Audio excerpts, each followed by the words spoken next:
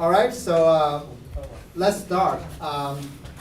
Welcome to the PAC-Trans Leadership Development Webinar and Seminar. I'm Dr.Karen Wang, I'm Director of PAC-Trans. It is our great pleasure to have Dr. Karen Philbrick to come to deliver this talk. Karen and I know each other for a long time, and she is the Executive Director of the Mineta Transportation Institute at San Jose State University. She also leads currently 4 competitively selected multi-university consortia focused on improving mobility of people and goods. You see, she's a very powerful lady with a lot of funding. She has been appointed 4 times by the Secretary of Transportation to sit on the US DOT Transit Advisory Committee for Safety. And Dr. Philbrick also has the privilege of holding several other appointments, including President of the Research and Education Division of American Road and Transportation Builders Association Board, board member for APPA.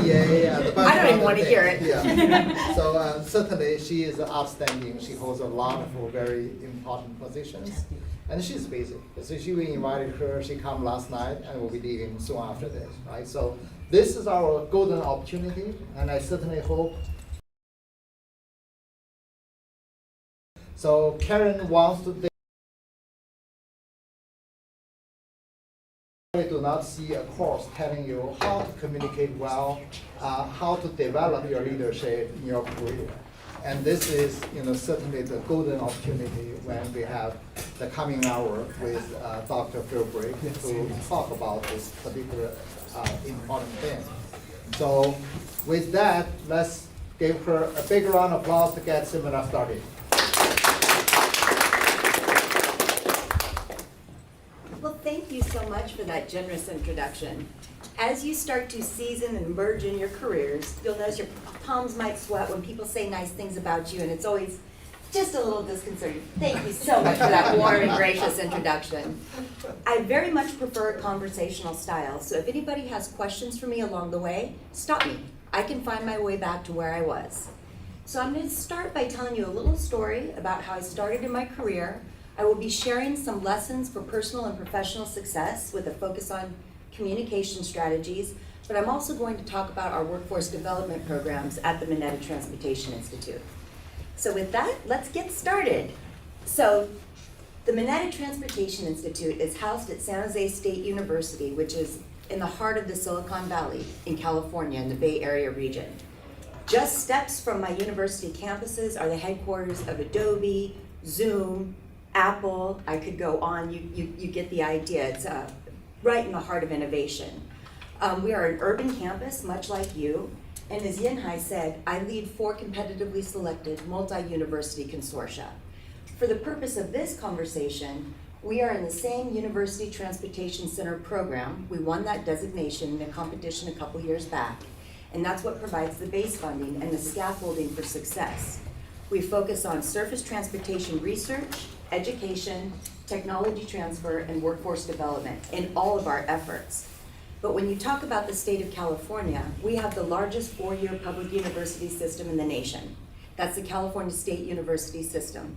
It's 23 campuses strong, and I lead all 23 campuses in their surface transportation research and workforce efforts.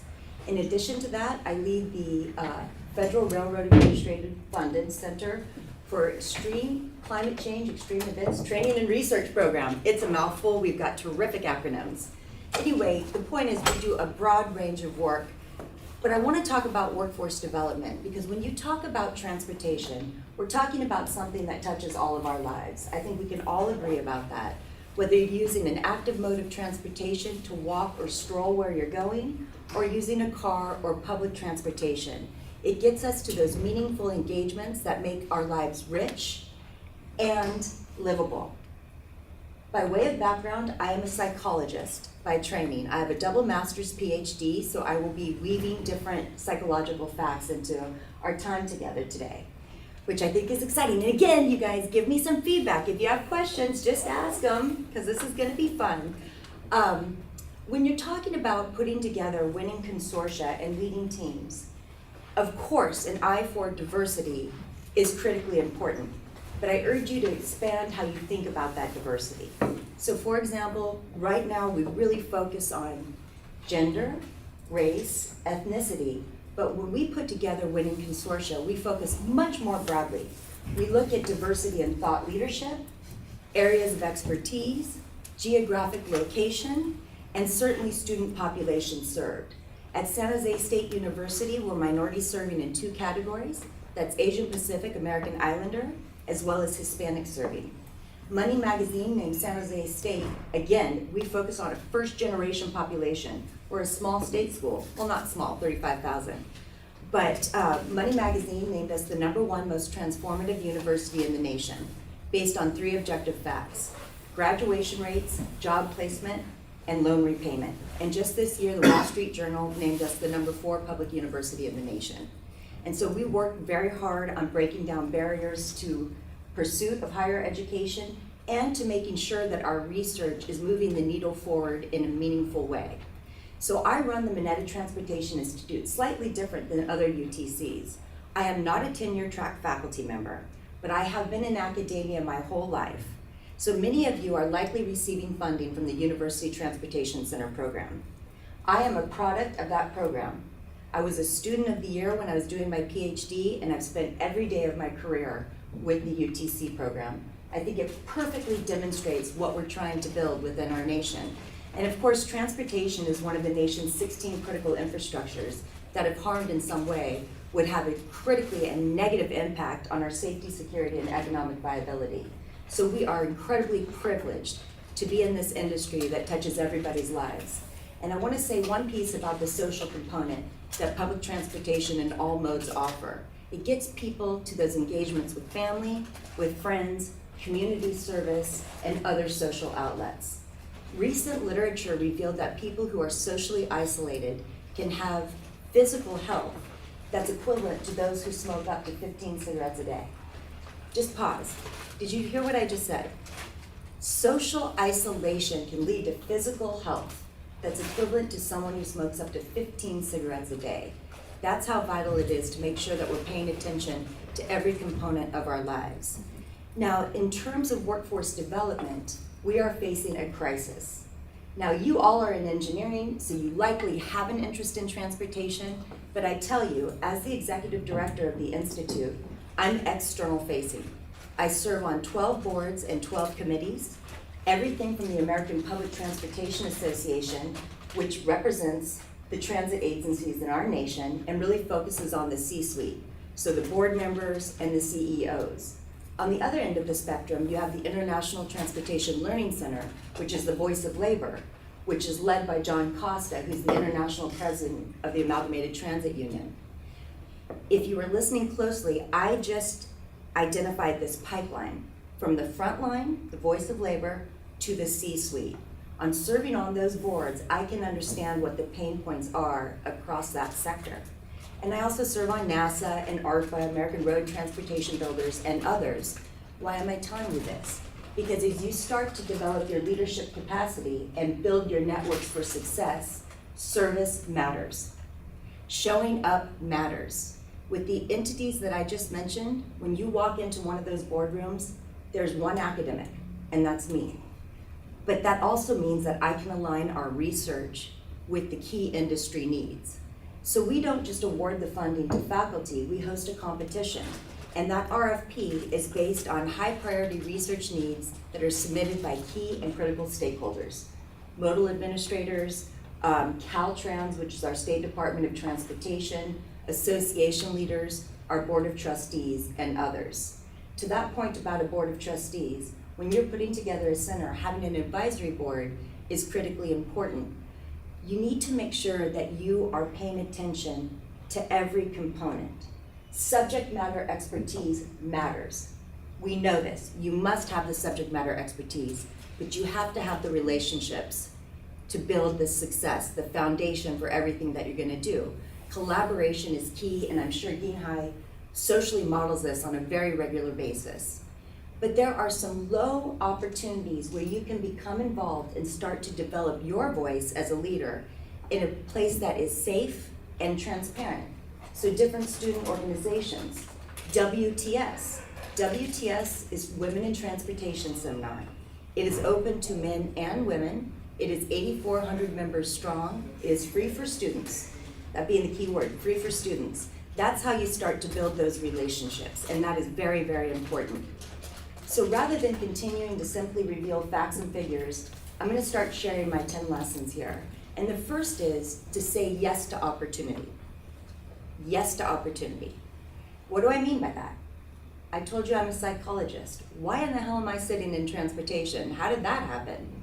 Well, I told Dawn earlier today that the very first day of my doctoral program, and I've told this story many times, it was very scary. There were only 6 people. I was one of 6 that were admitted into the program. I didn't think I belonged there. It was all anxiety provoking. I think some of you might be able to relate to that feeling. And I had a professor walk in and he said, first thing he says, swear to God, I'm not making it up, who wants to earn extra money as a research assistant and who wants to travel? Both things. Didn't say where, what, when, or how. And I raised my hand. I thought, why not? I just moved here, I don't know anybody. And I found myself seriously with steel-toed boots on in the wee hours of the morning at CSX Railway, which is a Class 1 freight carrier in Richmond, Virginia, collecting data on locomotive engineers and conductors. And I returned to Denver, Colorado, because I was doing my PhD at the University of Denver. And I went to Denver General Hospital where I saw patients who were mentally ill and chemically addicted. And I swear I heard the sound of a freight whistle as I was doing therapy with someone. And I just knew in that moment that I needed to make a change, that I could do something that mattered to many, many people, not just one. And I changed my entire career and the focus of everything I've done, and I've been in transportation ever since. The moral of that story is, if I didn't say yes, I never would have this career that's been so meaningful and that I'm so passionate about. So even if you don't know exactly what it is, be open. It's called serendipity. You don't know how 2 objects that seem unrelated in time and space may impact your life and completely alter the trajectory like it did for mine. That's also part of the workforce development conversation. Right now, if you're looking at public transportation, because that's the area I specialize in, 96% of transit agencies report a worker shortage. 84% have had to cut service as a result of not having a qualified workforce. One more data point. 43% of current operators are 55 years and older. That's retirement. And so when we are competing with every other sector and career choice, it matters. We need to show up and socially model. People need to see themselves when they look up here and they see what's possible. But unfortunately, when you ask people to identify a career in transportation, they're often stymied beyond bus operator, train driver, maybe they say train engineer, not likely, train driver, or an airline pilot. And so we need to expand the thinking beyond engineering, forgive me, but beyond engineering, beyond planning, into all of the other areas. Because when you go to a transit agency or a state DOT, you will find that they employ graphic designers, engineers, of course, psychologists, journalists. If you can think of it, there is a position in transportation for that particular focus. So be mindful of that. And when we talk about truly addressing the workforce shortage so that we can continue to move ourselves where we need to be, we need to start younger. So if people cannot name a career in transportation, when I'm standing in a room of people, one of the first I want to back up one step. One of the first questions I like to ask in a professional setting is how many of you knew you wanted to be in transportation when you were young? I asked this a few weeks ago in Iowa. I was in a room where all of the leaders from the public transit agencies across the state were there. Guess how many people raised their hand? I'm not going to move on until somebody throws a number out. You're right, 0. Not one single person. When I was delivering a keynote at a gala of transportation professionals, there were over 500 in the room. 4 they knew. That's a problem, guys. We need to start telling this story earlier. And right here in Seattle, I have one of my workforce development researchers who has a preschool child, and we are just rolling out curriculum for the preschool. We have a 42-second video that would make you weep of a little girl talking about transportation. Funny enough, never mentions the word car. Talks about ferries, talks about buses, talks about trains. That's what we need to start doing. And then from there, we move on into elementary school. And we have worked with teachers to develop curriculum that can be dropped into California, aligned with the Common Core curriculum standards so it doesn't have a significant impact on a teacher's time, and to remove the barriers for implementation. We pilot test curriculum and we work with partners. So our sustainability lesson plans, we worked with the California High-Speed Rail Authority. We work with experts to make sure that the subject matter content is accurate, but we work with teachers to make sure it's age appropriate. All of that is then made available online so that it could be implemented anywhere in the state of California or adapted to each individual state's learning requirements. Now beyond that, again, we have a poster contest, something that's artistic and project-based, just getting people to think about transportation. We're not recruiting them now, we're just getting them to think about it. And then from there, we move on to middle school. And we have a legacy program that honors Garrett Morgan. Does anybody in here know who Garrett Morgan was? You do. You want me to put you on the spot and you want to tell me? Sure. Yeah, I believe he invented the first three-phase traffic signal, which Yes! is why he's celebrated every year because of that. He's also Brilliant, A+. He also represented us on the recent Traffic bowl. traffic ball, so of course he's a well acknowledged. And you probably knew that too because you love trivia, Ryan. Fan of trivia. Let me add just a little bit more texture to that comment. Garrett Morgan was the son of enslaved parents with less than a high school education, went on to become a trailblazing inventor. Best known for the modern three-way traffic signal, but also for the gas mask and the sewing machine. Yes. That's for your trivia. You can pull that out. I didn't remember that one. So we recruit teams from across the nation. We're just kicking off our program. We have 21 teams.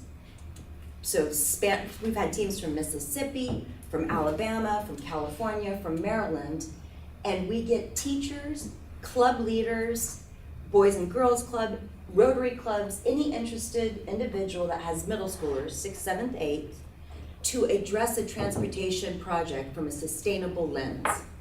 Now we realized that there was learning loss as a result of the pandemic and we could not ask teachers to do more. So as a result, we redeveloped and reimagined our teacher's guide so that it had modern content, relatable examples, and again, did not put a burden on the teacher to develop anything. We provide small stipends of funds to these groups of kids so that they can put together whatever their answer or solution is to this project, if you will, and then they come together in a national competition. It used to be in real time pre-pandemic, but that became complicated with scheduling and different academic calendars. And so now they submit a video, but then we present it to USDOT. And this year, Dr. Fierce Abraham, who oversees the UTC program, he gave the commencement, if you will, we'll call it commencement, of the Garrett Morgan group speech. He was so incredibly motivated and astounded by some of the ideas of these middle schoolers that he had them make a special presentation to the research leads of every modal administration within the U.S. Department of Transportation at the federal level. That's how much we are focused on addressing this problem.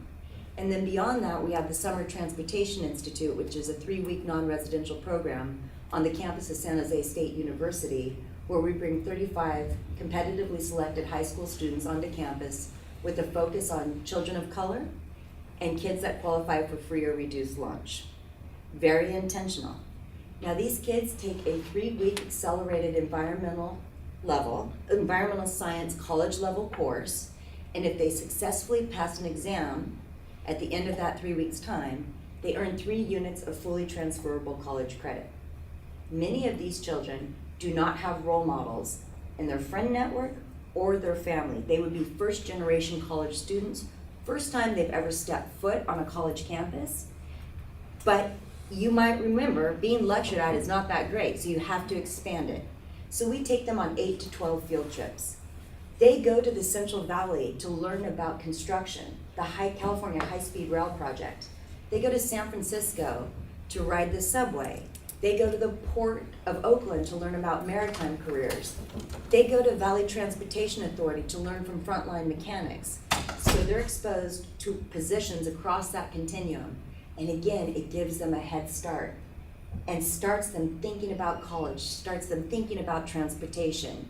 Now, collecting data on minors as they grow up and go into college or their careers can be a little complicated, but sometimes they come back to you and share their stories of success. And so we have a long history of that. And those are the K through 12 programs. But then you have people already in their careers. And I believe you just told me you've been on the team 4 months. Is that right? No, well, I've been in Seattle. It's Seattle 4 I've been months. here, this is my 3rd week. 3rd week. Were you in transportation before you came here? I was not, but I was interested in sustainable issues, and so I'm interested in how transportation and sustainability can come together to create solutions in our future. So I bet if I see her 2 years from now, she'll say, I fell into transportation and I fell in love. So welcome to the wonderful world of transportation. But as people like our colleague here enter the workforce, or as they're becoming more seasoned in their positions, they might be promoted. One of the best predictors of lower absenteeism and lower turnover is the strength of a relationship between the supervisor and the supervisee. The problem is, just because you get a promotion doesn't mean you're trained in how to lead or how to be a supervisor, which can create points of tension, if you will. And so we also deliver leadership academies. We deliver these at transit agencies. So for example, RTD in Denver, Tri-Delta Transit in Antioch, California. We're getting ready to deliver at Metro North in New York City.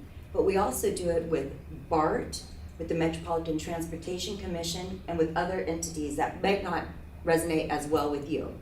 But the point is there are opportunities that are 2-day intensives all the way up to 6-month academies.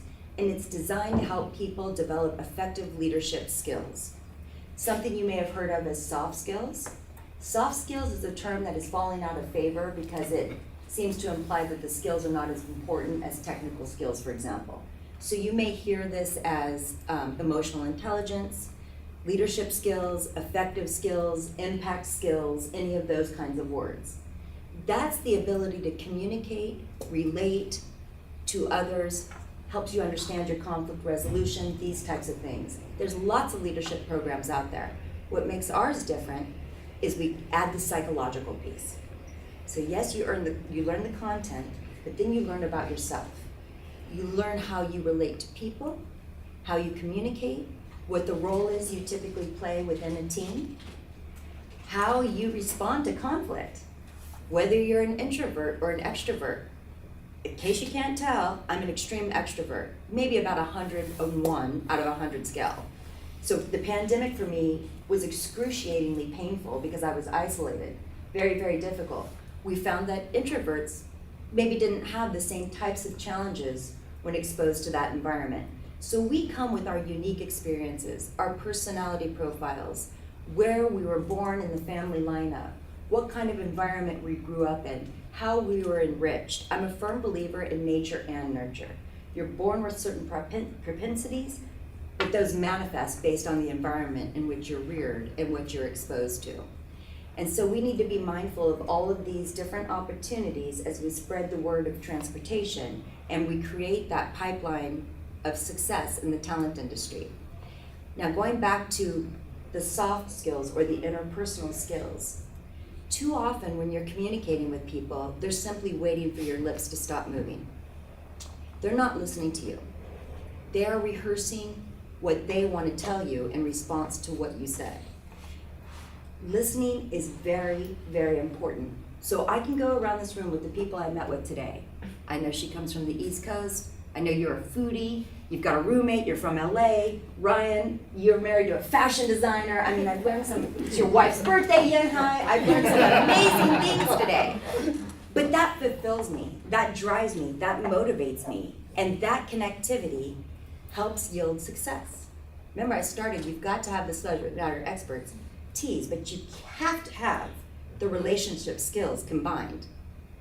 And with that comes diplomacy, a word I have talked a lot about today with Ryan specifically. I like to use quotes. Diplomacy. According to Winston Churchill, the art of diplomacy is telling someone to go to hell in such a way they ask directions.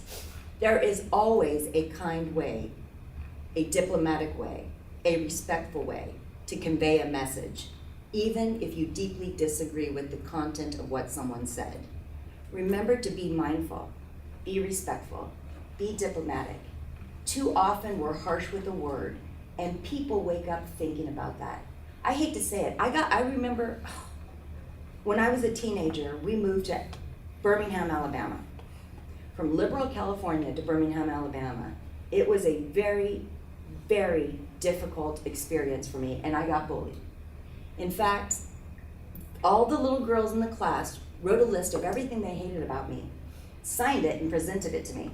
How do you like that? I remember it like it was yesterday. If you need to give people feedback because you need to see behavioral change, do not attack them globally. Address the behavior with specificity. Don't leave someone wondering who they are in the middle of the night or causing them pain as they reflect on memories. Those memories are very, very strong. I talked about you at lunch today too, in autonomous vehicles. Boy, it's been a great day today. Remember too, someone is always watching. Since we have these devices, you're being recorded, you're being listened to, everybody is a reporter. Be mindful of what you put in writing, be mindful of what you say. If you don't want it repeated, be careful of what you say. I want to make sure everybody heard that very loud and very clear. Always be diplomatic. The other lesson is to be conscientious. When you look at leaders, regardless of industry, so it doesn't matter if it's healthcare, insurance, transportation, you name it, conscientiousness is one of the factors that defines success. So conscientiousness, organized, thoughtful, achievement-oriented, ambitious, cautious when making decisions, informed, prepared. Those are the types of skills that are going to elevate you, all things being equal, from your peers and those you are competing with to get the next position or the next opportunity. So be conscientious. My third, I think it's very important too, and in doing so, is to remember to be mindful. It's the second time I've used that word so far. Be in this moment. Too often we are rehearsing what we're going to do next or what we're going to do tomorrow, and life starts to slip by.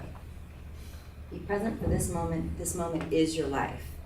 And there's some fascinating research out there that shows you're better off with emotional well-being if you take smaller trips on a more frequent basis than if you save up thousands and thousands of dollars to take the trip of a lifetime. Because those small hits and opportunities increase your well-being. It's something to look forward to. It's something to reflect upon. Very interesting. Lesson number 3, and I know this is going to be a little bit difficult for some people who don't operate the same way. Be responsive. Close the loop. Don't become the person that when I push send on an email, my next thought is, okay, if I hear back in 4 to 8 days, I'll be lucky. Don't make me follow up 4 times with you for a response. It's unfair, it's disrespectful. If you don't want to be involved, don't say yes. Don't say yes and then don't deliver. That is where you will fall into many challenging situations, if you will. So even if you're asked a question, I'm going to give you an example, and you don't know the answer, it's perfectly appropriate to say, that is a great question. I don't know the answer, but I will circle back after I investigate it, consult with a colleague, whatever it is that you're going to do. This morning, I was nervous because I knew I was going to be engaged with you all day, and I'm thinking about my inbox, and I'm thinking about what I need to do, but I want to be mindful and in the moment with all of you. So I went through every email and I said, I am confirming receipt and I will provide a more thorough response within 24 hours. That way they're not wondering what happened to me. Now, of course, the downside of that is if for some reason it takes me 48 hours to respond, people think I died or something terrible has happened. But being responsive leads to a reputation of excellence and leads to increased opportunities. Here's another example. UC San Diego's medical team contacted me because they were putting in a CRISI grant, which is an opportunity through the Federal Railroad Administration. And they were looking at person under the train incidents and operator response to trauma. So you strike and kill someone with your train. How does that impact you? What are the safety records? And they reached out to me and wanted me to be on their team. And I said very, very clearly, I am deeply grateful. I have limited bandwidth. I cannot contribute in a material, substantive way to your proposal. But you know what they wanted? The reputation, the connection. They needed letters of support from the Capital Corridor CEO, from the Amtrak CEO, and from another Caltrain CEO in the Bay Area region. And I've got all those relationships because I always follow through. I always close the loop. I always enlarge opportunities for those. I win grant money. I offer to do leadership training. I say, what's your pain point for research? I'll put your research need into the competitive RFP. Now granted, this is not a guarantee that it will be funded. It's a guarantee it will be included and potentially responded to. But because that closing the loop and follow through and being accountable is so important, if somebody puts in a research need, we ask them to serve as an advisor on that project team to make sure that the research is progressing as envisioned, but more importantly, to show that skin in the game and the accountability. So, what's the leadership lesson there? If you have built these relationships up, when it comes time for you to compete, and you need those letters of support, or you need somebody singing your praises, you're not trying to build those relationships from scratch. They are already there. That is very, very important, and part of that is communicating and communicating well. And so when we talk about the research, and when we talk about responding to RFPs, you know how you might remember when the NOFO came out for the UTC program a couple of years ago, they mentioned 4 organizations by name, only 4, that they felt were a priority to have relationships with. WTS, COMPTO, APTA, and ASHTO.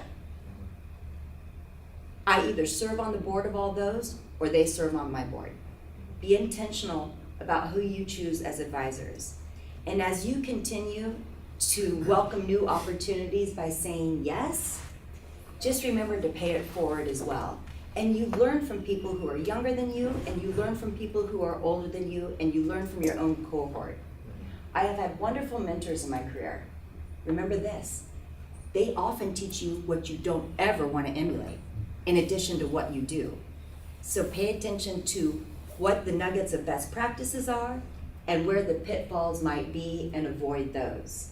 And when you look for people to help you in your career, we often hear mentors. Mentors are very important. Mentors give us advice, they help us, but what we need is champions.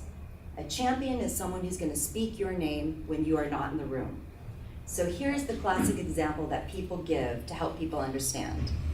If I'm a mentor and you want to learn to play golf, I'm going to tell you what book to read and maybe give you a couple of pointers.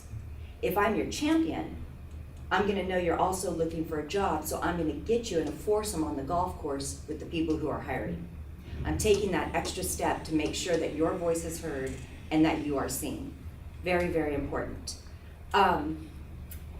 I think being kind is one of the most powerful lessons that I want people to be left with. Kindness is lacking. You hear me say kindness, respect, diplomacy. I'm saying it again and again and again. Repeating these messages are important. Too often we're stuck in our own head. We became egocentric or too focused, and we do something called the fundamental attribution error. So somebody cuts me off or jumps in front of me in line. I am pissed. I think they're entitled. I think they're the worst person in the history of the world, and they're trying to ruin my day. That's one response. The other response is, maybe his mom just died, maybe he lost his job, or maybe his child is sick, and this has nothing to do with me, and he doesn't even see me. Be careful about assigning blame when you don't know what's happening.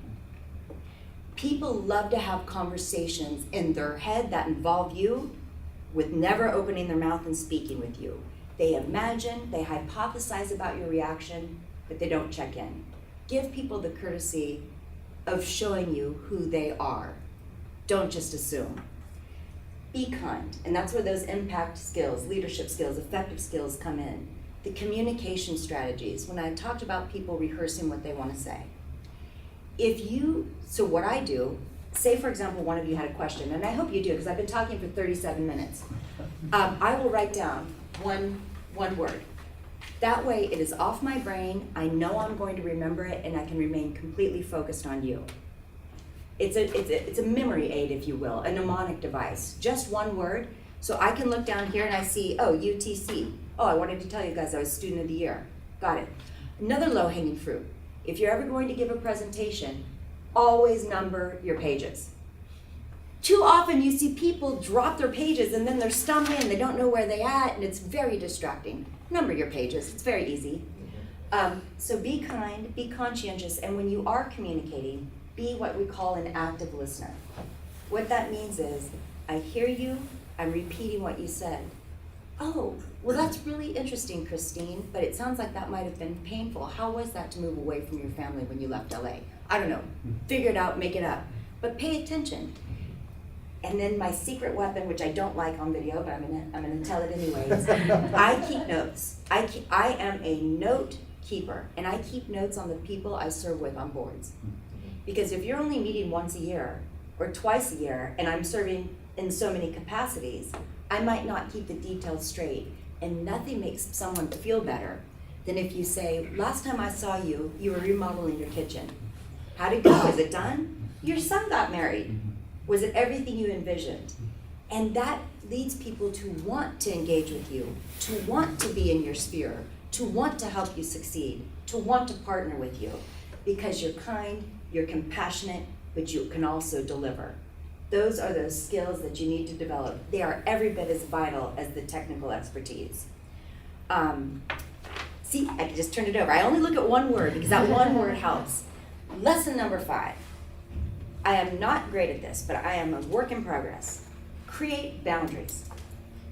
Create boundaries and promote work-life balance. Many people think that's an exhausted term and that it's not achievable. Some people will say it's achievable, but not all at once. But there are some very small things we can do. So for example, Monday is a holiday. Monday is a federal holiday. It's Veterans Day. Do you know what I'm going to be doing on Monday? Leaving my daughter, who has the day off school, leaving my husband, and instead of spending the day with my family, I will be on an airplane headed to Washington, D.C., because I have to speak at a conference on a Tuesday. Now, the only thing that makes this story not as bad as it could be is that at least it's a Monday. I am giving up 40% of my weekend days because people, without thinking intentionally, start meetings on the East Coast, if you're from our side, or opposite, at 9 a.m. on a Monday. You are forcing me to make a decision between my professional life and my family life. We must get better at removing those disincentives to service. Frankly, one of the most difficult boards I serve on is WTS.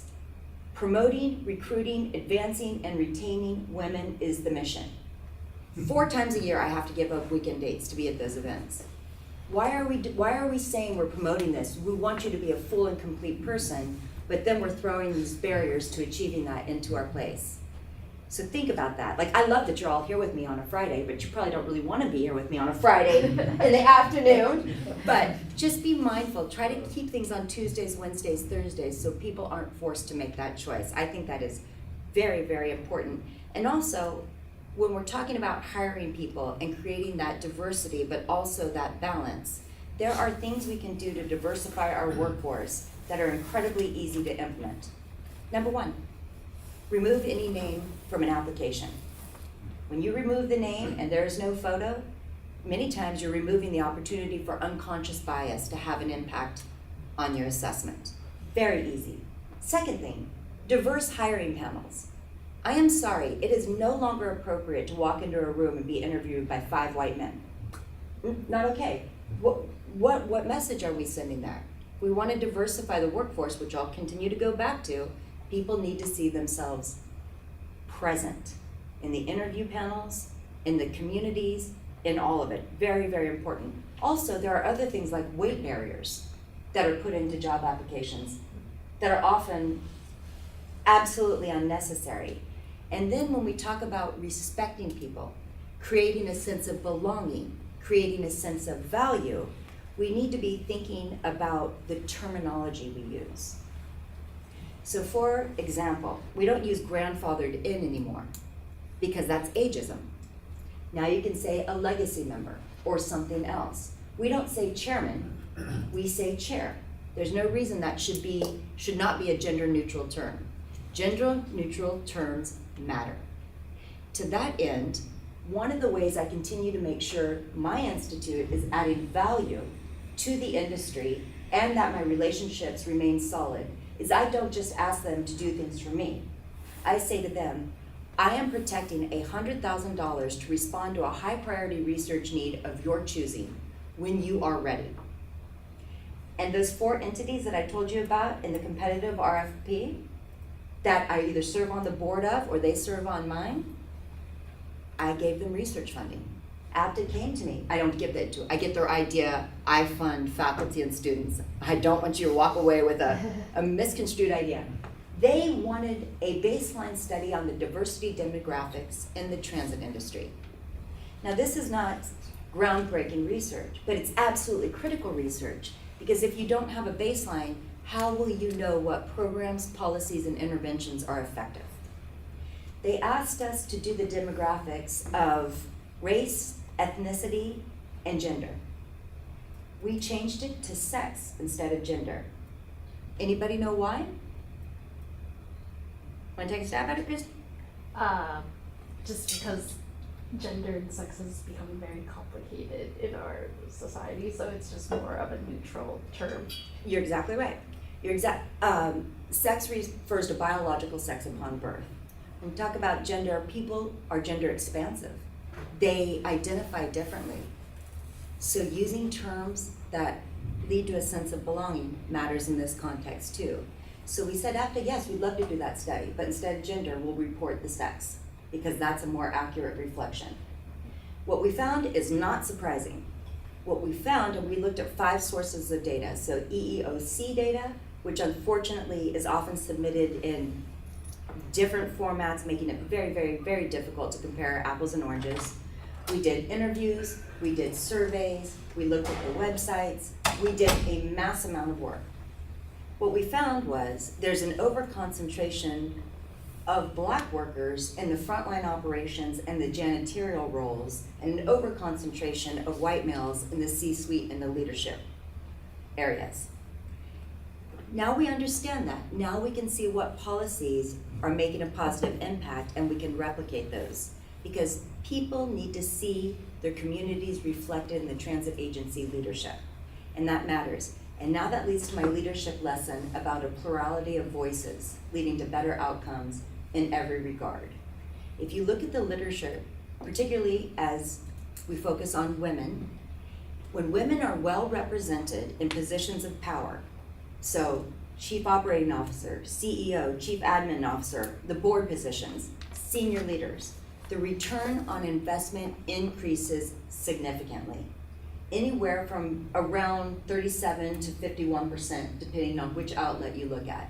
And these are reputable sources, Harvard Business Review, International Monetary Fund. Why?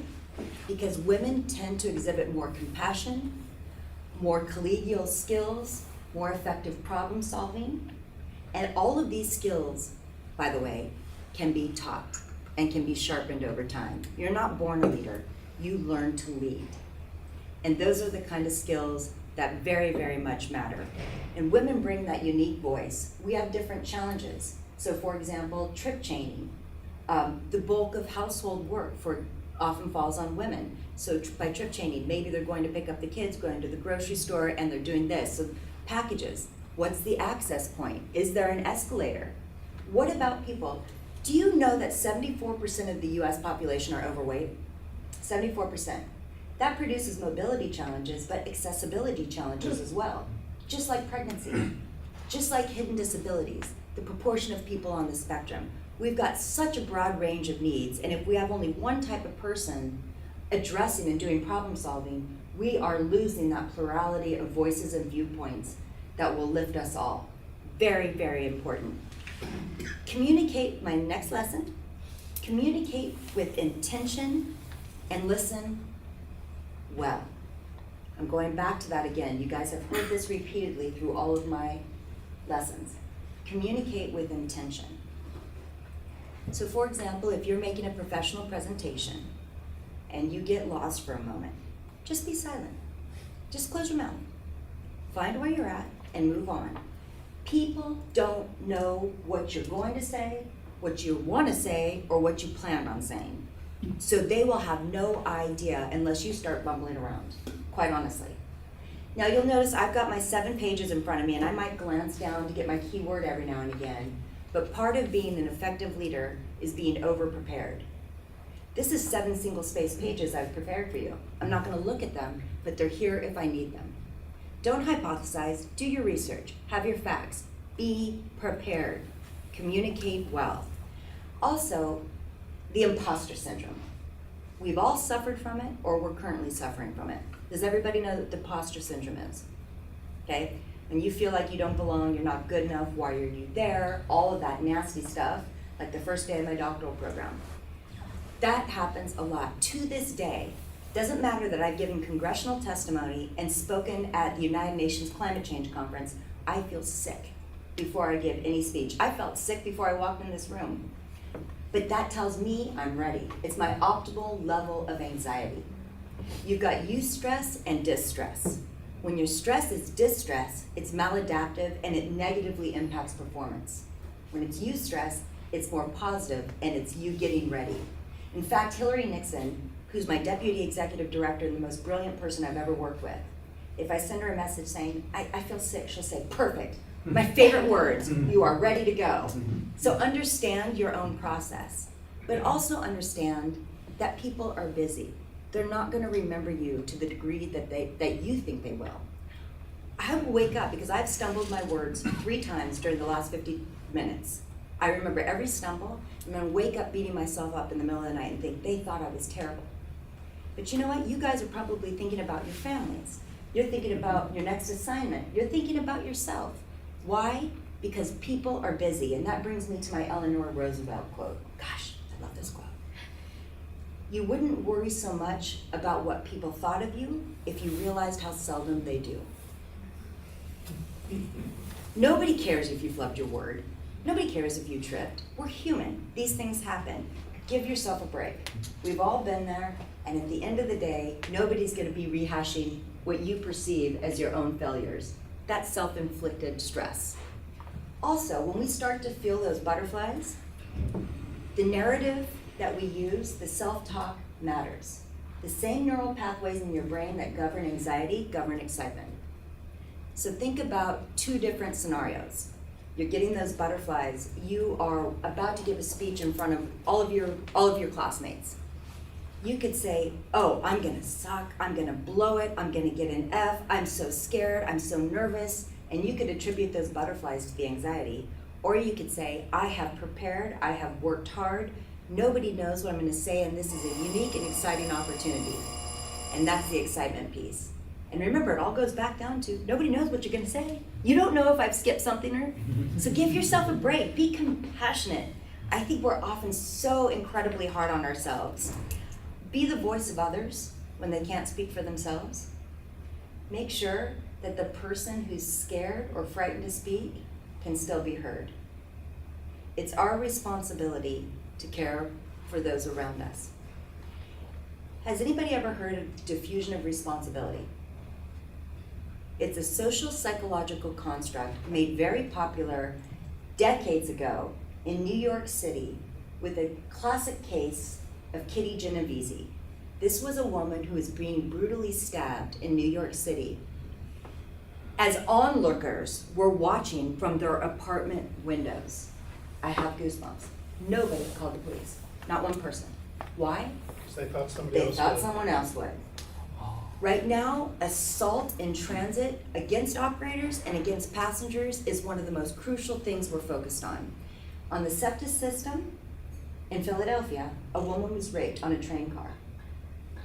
A woman on the BART system in a waiting area was stabbed recently. People looked on. People didn't help. You are more likely to get the help you need if there's one person than if there's 100 people. Diffusion of responsibility. Don't fall prey to it. If someone needs help, step up and help. Now, I have talked, and God, I love talking. I could go on and on, but I'm gonna stop. I think, when you are talking about expanding your opportunities, look for people who are going to challenge your thinking, but who are going to be a complement to your weaknesses. As you develop in your career, for example, I know what I'm good at. I'm extraordinarily detail-oriented. I can look at that page and tell you what's missing punctuation-wise. Never in the world am I going to have a brilliant creative idea. That's just not the way my brain works. So I have someone creative on my team. That person who got me into transportation, he is a 72-year-old man who, quite frankly, is my best friend. We were delegates to the Asian Pacific Economic Cooperation Transportation Working Group. We've been to 42 countries together. That man can't tie his shoes, dot an I, or cross a T, but he is absolutely brilliant and has done some of the most remarkable work I've ever been involved in. Hire to your weakness. Find congruence. Make sure you're shoring up so that you have all of those bases covered. I want some questions. I'm done.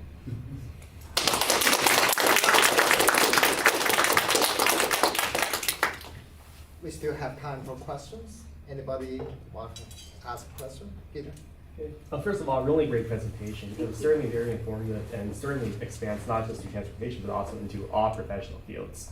Expanding onto your point number 5 about setting boundaries, I was curious about what are your strategies to saying no in the workplace? Because certainly, as you said, it's important to be kind, but if you're too kind, then people might, let's say, overstep you and ask you to do things that are above and beyond what your normal duties are. So what are your strategies for saying no to certain things in the workplace, or especially if you're asked to do something above and beyond your normal duties? Let me start backwards. You're always going to be asked to do something above and beyond your normal duties. So don't let that take you by surprise. In fact, most contracts will even say, and other duties as assigned. So don't get stuck into this pigeonhole. That's number one. Also, don't confuse kindness with passivity. It's incredibly important to be assertive, not aggressive. Aggressive is combative. Assertive means, I know what I'm bringing to the table, I know what I deserve, and I'm gonna stand up for it, and I'm gonna ask for it. Kindness is not squishy or passive. It's just respect and the understanding that people come to you as a whole and complete person, not just this tiny microcosm that you see. I said this before, but opportunities are limitless and time is finite. Saying no is incredibly difficult, Peter, incredibly difficult. But if you house it correctly, people understand. I am so flattered with this opportunity, and as much as I would love to say yes and contribute in a meaningful way, I have these competing demands that will not allow me to focus on this in the way that you need and deserve. Is there some small role I can play in reviewing materials, but perhaps not writing them? Tell them why you can't do it. Give them something you can do that's a small, time-bound deliverable. That way you come out, people understand, you're being transparent, you're not putting yourself in a position that's gonna make you suffer emotionally, but you're still delivering and being a team player. And now they're gonna come back to you when the next opportunity arises. Because listen, it's much better to say yes to 2 things and do those things exceptionally well than it is to say yes to 10 things, put it on your resume, and don't deliver on any. Because guess what? People are always watching. People know when you deliver. Your reputation precedes you. So learning the skill set, understanding the importance, and understanding that you are valuable, that your time matters. Trust me, I'm awful at saying no. I hate it. It gives me a stomach ache. But we have to learn to do it to preserve ourselves. So, time-bound, small deliverable, give them the reasons. Thank you. You guys, we have 4 more minutes. Maybe I can bring up a question, Karen. Certainly wonderful talk. Normally, when the opportunity comes by, we need to grasp it, right? But sometimes you don't also want to overcommit, as you mentioned, you say too many years. So what is the most important thing before, they could see the opportunity and grasp the opportunity rather than overcommitting? Say the last part again, please. Yeah, so like what is the key thing for them to be aware? This is my opportunity rather than I'm already loading myself by saying yes. I think you need to understand what fulfills you. So when we had lunch earlier, I was talking about, I have the need to contribute to my community. I have the need to be a professional in the business setting. I have the need to be committed to my family. I have lots and lots of needs, just like all of you. But I think that we need to see how those priorities can come together. So for example, what I said at lunch, I'm in Rotary. Rotary is an international service organization in 200 countries with 46,000 clubs and 1.2 million members. I'm the immediate past president of the 9th largest club in the world. We all focus on international principles, but we do local projects as well. My love for community intersected with my love for transportation, and it was through those dual roles that I went to the United Nations Climate Change Conference. So I think understanding what motivates you, what fulfills you, and what also challenges you, and then aligning what those are with the opportunity is best. Now, 8 years ago, I was not a very good leader. And I started to get on, I started out through committee service so that I could start finding my voice as a leader. And through those successive opportunities where, guess what? Everything turned out just fine. I did it, it was okay, it went well. I started to find my own voice and feel more power in that. And I think too often we underestimate what people know. Many times I will start my conversation about diversity, equity, and inclusion by saying, this is a very misunderstood set of terms. But oftentimes, people are too reluctant to seek clarity because they don't want to look sophomoric or uninformed. So take that concern away and just say, diversity means you have a plurality of voices, race, gender, ethnicity, socioeconomic status, religion, whatever. Diversity is not inclusivity. Inclusivity means every one of those diverse people have an equal opportunity to weigh in on the outcome. Equity is not equality. Equality means we all get the same thing. Equity means you get what you need and I get what I need, which might be very different, so that we're all on a level playing field. But oftentimes people are nervous about exposing the lack of their knowledge. So don't ever overestimate what you think people know. They want to know some of the basics sometimes too. And if you're ever worried about what you're saying, missing the mark, just say, I may have told you this before, or perhaps you know this, so please stop me if you do. Be gracious. Give others grace. It will take you very, very far. Oh, that's the my last important life lesson. I'm serious. I have to, can I have 30 seconds? Sure. Okay, no, I'm serious. In addition to numbering your pages, set your timer.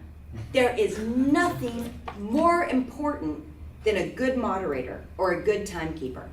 It keeps a panel or an event moving seamlessly. Time yourself. That way you don't disrespect other people's time. That's it. Thank you.